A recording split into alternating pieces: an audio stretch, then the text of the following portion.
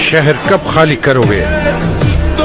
यरूशलेम मेरा नहीं तो तुम्हारा भी नहीं हो सकेगा। और तुम्हारा ये ख्याल है सब कुछ बिल्कुल ठीक कर लोगे? तो क्या क्या जलाओ? हर शय। औरतों और बच्चों को क्यों भूल गए वो जो अंदर है? मेरी फौज के साथ सब कुछ फना हो जाएगा। ईसाइयों ने फतह के बाद किसी मुसलमान को जिंदा नहीं जाने दी। आपको शायद याद नहीं, मेरा नाम सलाहुद्दीन। सलाहुद्दीन। तो ठीक है, तुम्हारे हवाले करता हूँ जश। सलाम अलैकुम। आप पर भी सलामती हो। आपके लिए क्या है यरूशलेम? कुछ नहीं, सब कुछ। बिस्मिल्लाहिर्रहमानिर्रहीम। बरसों पहले बगदाद में अपने फन का बढ़ई रहता था। उम्र के आखिरी दौर में इसने एक शाहकार मिंबर तख्लीक किया जो बेहद हसीन और दिलकश था। अखरोट की लकड़ी पर मोती जड़े हुए थे। जो भी इस मिंबर को देखता इसकी खूबसूरती और नफासत को देखकर दंग रह जाता। कुछ ही दिनों में मिंबर की शोहरत चारों तरफ फैल गई, यहाँ तक कि जो भी साहिब हैसियत इंसान इसे देखता मुंह मांगे दामों में इसे खरीदने की कोशिश करता।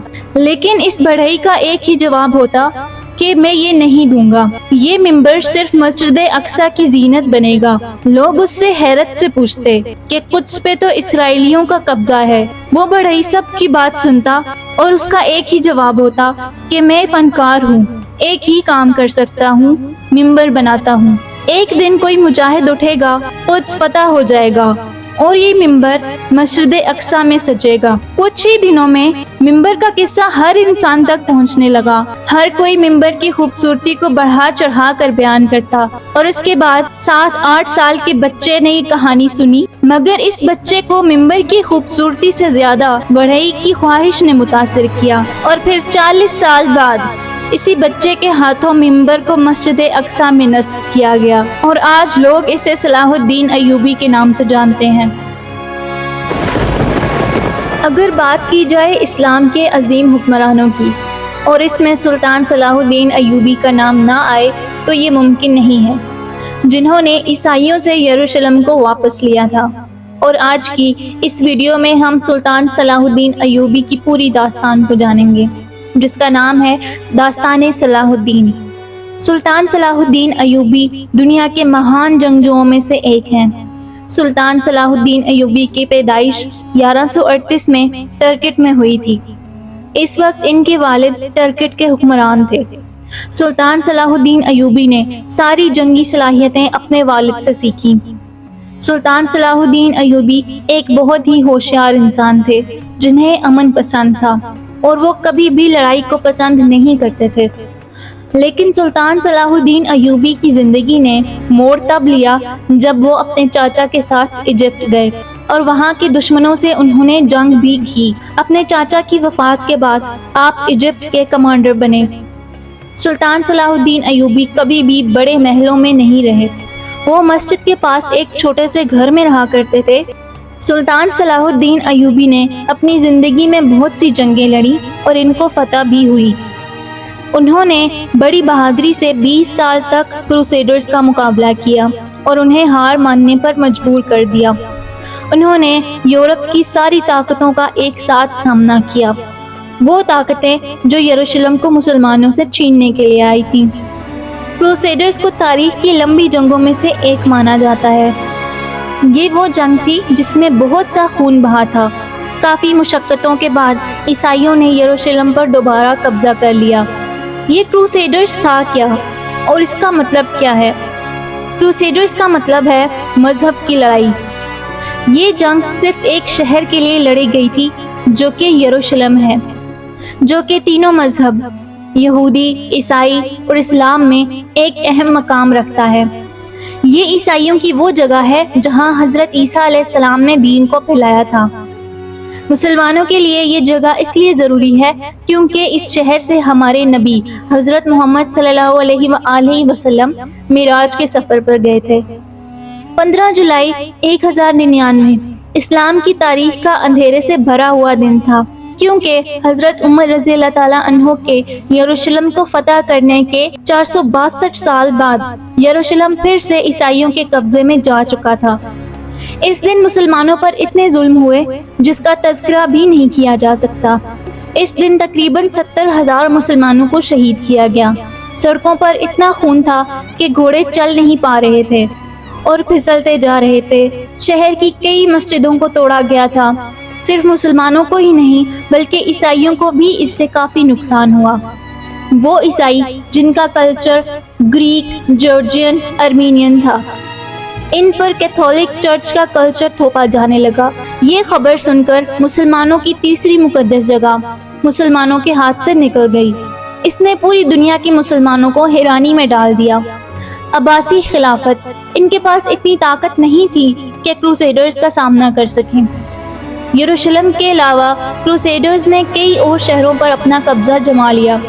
میڈیٹرین کوسٹ کے پاس 4 کروسیڈرز نے اپنی سلطنت حکومت قائم کر لی، لیکن ان کروسیڈرز کا سامنا سلجوکیوں سے بھی ہوا، جنہوں نے انہیں پیچھے ہٹنے پر مجبور کر دیا۔ اور سلجوک جو بہت خطرناک تھے، سلجوکیوں نے کروسیڈرز کو بے حد بری طرح تباہ کر دیا اور نہ جانے کتنے کروسیڈرز کے سپاہی اس میں مارے گئے۔ اس کے بعد اس کہانی میں صلاح الدین ایوبی آتے ہیں۔ بچپن ہی سے بڑے ہوشیار اور بہادر قسم کے انسان تھے۔ انہوں نے اپنے وقت کے بہترین اسلامی اسکالر سے تربیت حاصل کی۔ اگر دیکھا جائے تو شروعات میں سلطان صلاح الدین کا دل اسلامک سٹڈیز میں اور پڑھائی میں زیادہ لگتا تھا، لیکن ان کے چاچا نے انہیں ایجپٹ بھیج دیا۔ اس وقت سلطان صلاح الدین ایوبی جوان تھے۔ 1169 میں سلطان صلاح الدین ایوبی نے وزیر کی گدی کو سنبھالا تو ان کی مذہبی تعلیمات نے ان کی گورنر پالیسیز کو بہت متاثر کیا۔ لیکن ایک شخص جسے صلاح الدین ایوبی کی بڑھتی ہوئی طاقت پسند نہیں آ رہی تھی، وہ تھے نور الدین، جو کہ شام میں تھے۔ ایجپٹ اور شام کے لوگوں کو یہ لگ رہا تھا کہ ان دونوں کے بیچ جنگ ہونا طے ہے، لیکن ایسا نہیں ہوا۔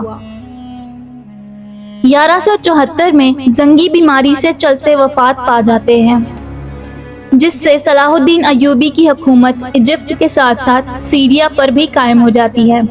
مسلمانوں کی زمین جو الگ الگ تھی، اسے سلطان صلاح الدین ایوبی نے پھر سے ایک کر دیا اور کروسیڈرز کی یروشلم پر حکومت ایک مضبوط اسلامی ریاست سے گھر چکی تھی۔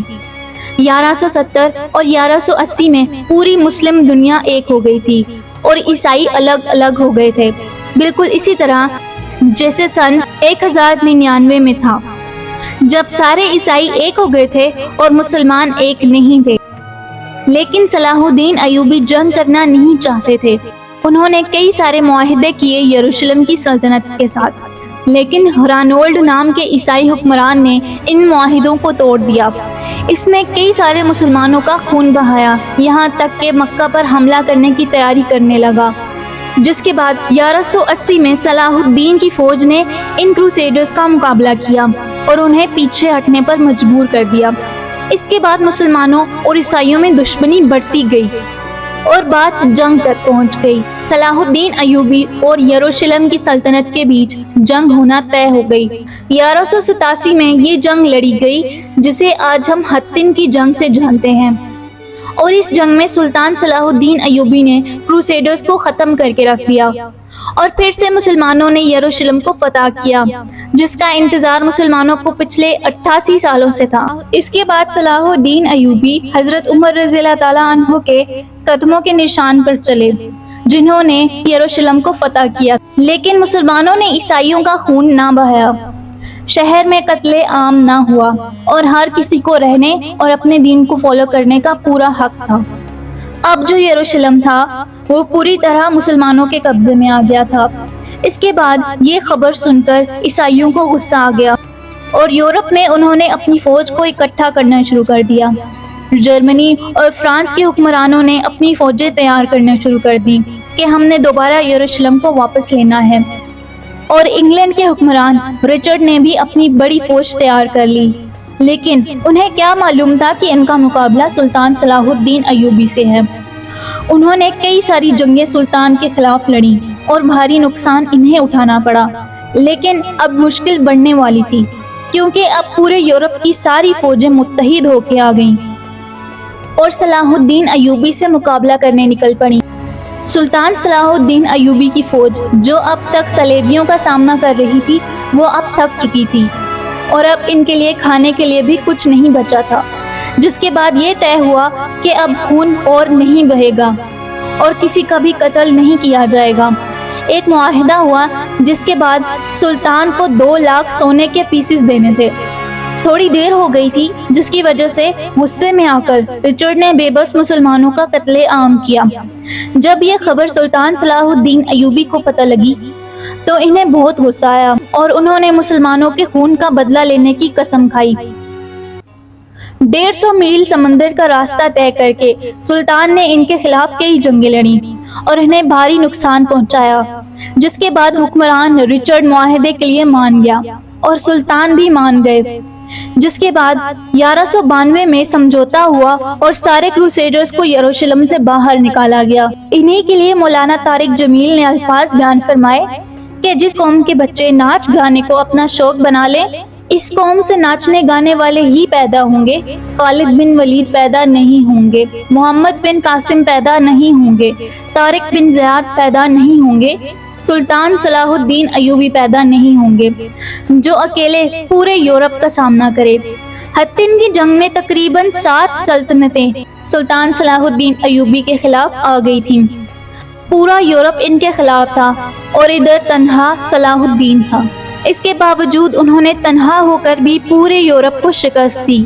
رانولڈ ایک بادشاہ تھا جس نے حج پر جانے والے قافلوں پر حملہ کر دیا اور حاجیوں کو قید کر لیا۔ تو جب حطین کی جنگ ہوئی تو بڑے بڑے بادشاہوں کو مسلمانوں کے ہاتھوں قید کیا گیا، جس میں رانولڈ بھی تھا۔ تقریباً 12 بادشاہ قید ہوئے اور سب پیاس کی شدت میں تڑپ رہے تھے۔ سلطان صلاح الدین ایوبی نے سب کو پانی پلایا، لیکن رانولڈ کو نہیں پلایا۔ تو وہاں پر ایک حکمران نے اپنے میں سے تھوڑا پانی بچا کر رانولڈ کو دے دیا۔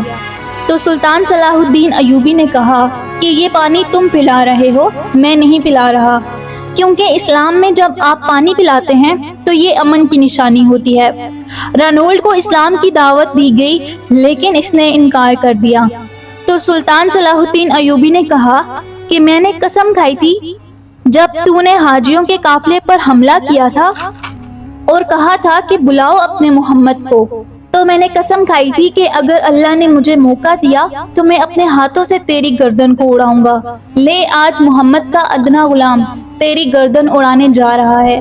اور سلطان صلاح الدین ایوبی نے اس کی گردن اڑائی تو باقی کے جو بادشاہ تھے وہ کپ کپانے لگے۔ تو سلطان صلاح الدین ایوبی نے کہا کہ ہمارے اسلام میں بادشاہ کے ساتھ بادشاہ والا سلوک ہی کیا جاتا ہے، لیکن یہ اپنی حد سے بڑھ گیا تھا۔ اور سلطان صلاح الدین ایوبی کے یہ الفاظ ہیں کہ اگر تمہیں کسی قوم کو بنا جنگ کے برباد کرنا ہے تو اس قوم کے نوجوانوں میں عیاشی کو عام کر دو اور وہ قوم بنا جنگ کے برباد ہو جائے گی۔ جب تک مسلمانوں نے دین کے راستے پر چل کر حکومت کی تب تک شان سے حکومت کی، لیکن اس کے بعد مسلمان عیاشیوں میں ڈوب گئے۔ اللہ نے غریبوں کو طاقت دی تھی حکومت کرنے کی، کیونکہ رسول اللہ صلی اللہ علیہ وآلہ وسلم ان میں سے ایک تھے، لیکن اس کے بعد عربی عیاشیوں میں ڈوب گئے اور خود کی طاقت کو ختم کر بیٹھے۔ اس وقت بھی غریبوں کے ہاتھ سے نکلا تھا یروشلم۔ غریبوں میں اتنی طاقت نہیں بچی تھی کہ وہ دوبارہ سے واپس لے سکیں۔ سلطان صلاح الدین ایوبی نے واپس لا کر دیا اور ان کے بعد قیادت ترکوں کے ہاتھوں میں آئی۔ صلاح الدین ایوبی کہنے کو تو سلطان تھے، لیکن انہوں نے اپنی زندگی میں بہت سی سختیاں دیکھی اور بڑی بڑی جنگیں لڑی۔ آج پھر سے یروشلم منتظر ہے صلاح الدین ایوبی کا۔ اس کے ساتھ ہماری ویڈیو ختم ہوتی ہے۔ اللہ حافظ۔